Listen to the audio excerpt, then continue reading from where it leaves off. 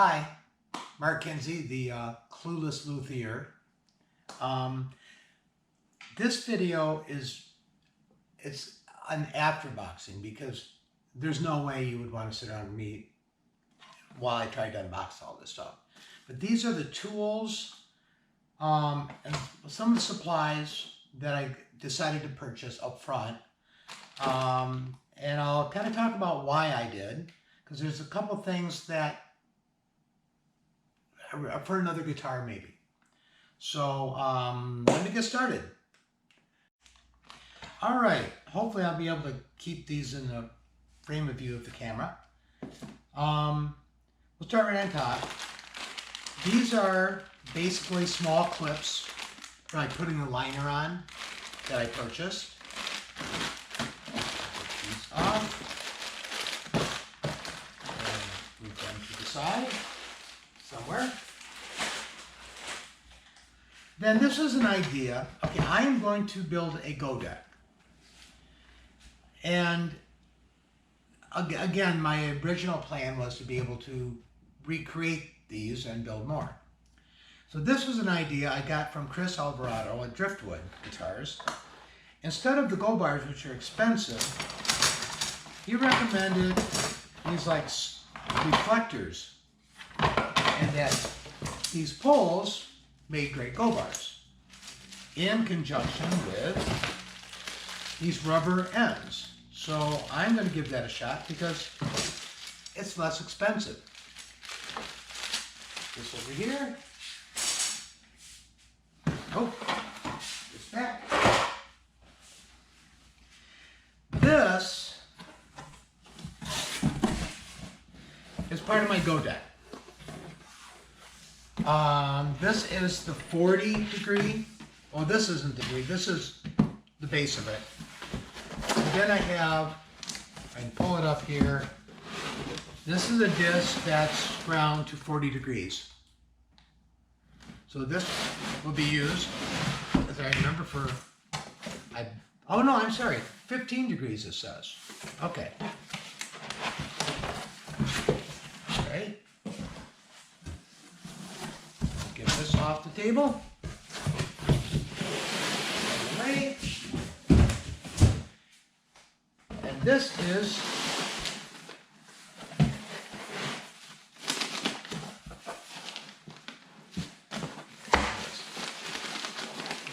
actually for the other guitar that I'm going to build, the OM18. And I bought this because I wanted an idea of how to build one before I did it.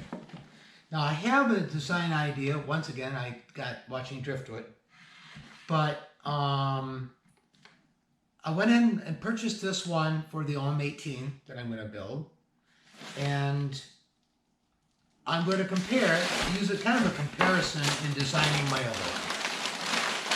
Oh, I didn't realize I had more. Oh, and these are the Gobar Expanders. So once again, I'm kind of hoping I can learn how to build these.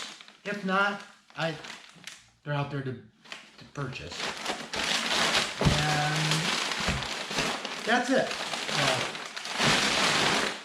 So this is the form for an OM18. Room. Okay. I'm going to set these aside a minute. We'll get to them. If you saw my other, I believe my intro video, I said I was going to build a work table.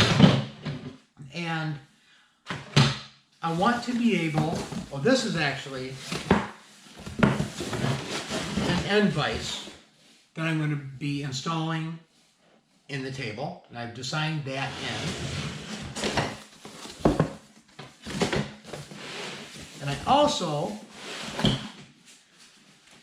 want to be able to move the table from the side of the garage out into the middle so I can work around it.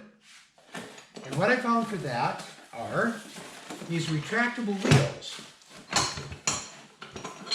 4 of them. Yeah, they're in pieces, so I won't show, but basically, they're designed so that they'll retract and the table legs will sit down solid on the ground, which you really want for woodworking.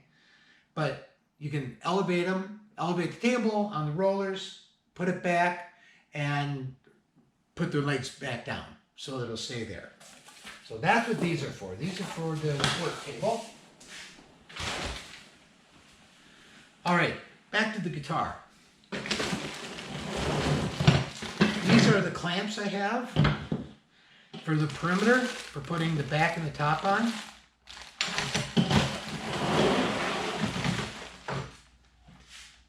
My longer and shorter clamps.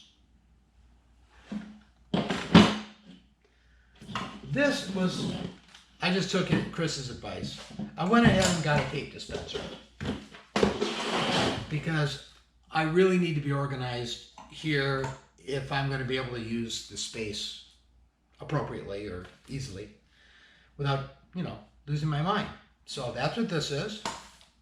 And a rectangular scraper as recommended. I also decided one of the things I really want to learn to do, I want to try to really learn how to voice a guitar. And in watching it, you know, him, well, not only him, several people, as they're trying to do that, this was a chisel that just made sense, because if you're rounding something off, it allows that. I have straight chisels, but I thought this would really come in handy. So I did purchase that. This is my micrometer I purchased from StewMat. Digital. Very nice. Anxious to try that.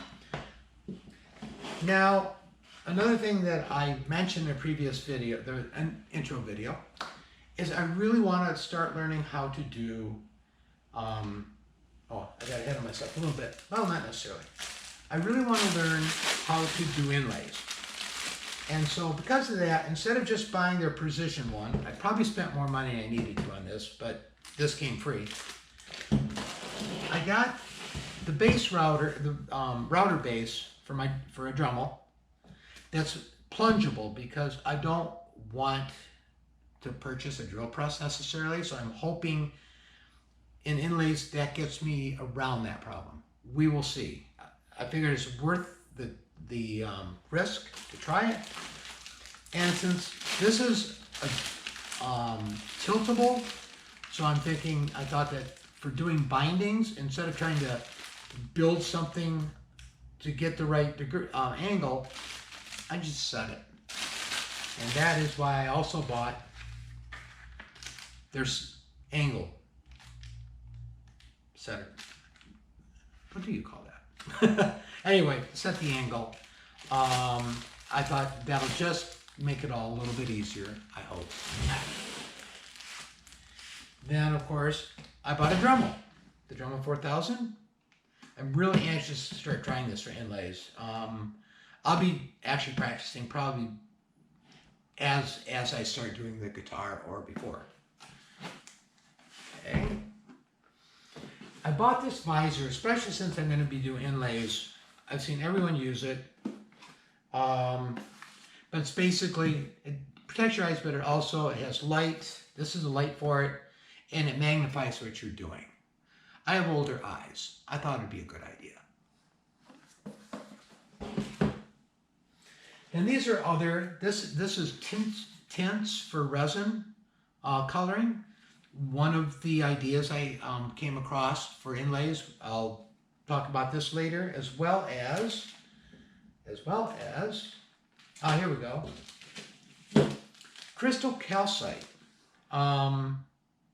This is another idea I saw that I'm going to try and see how it works out.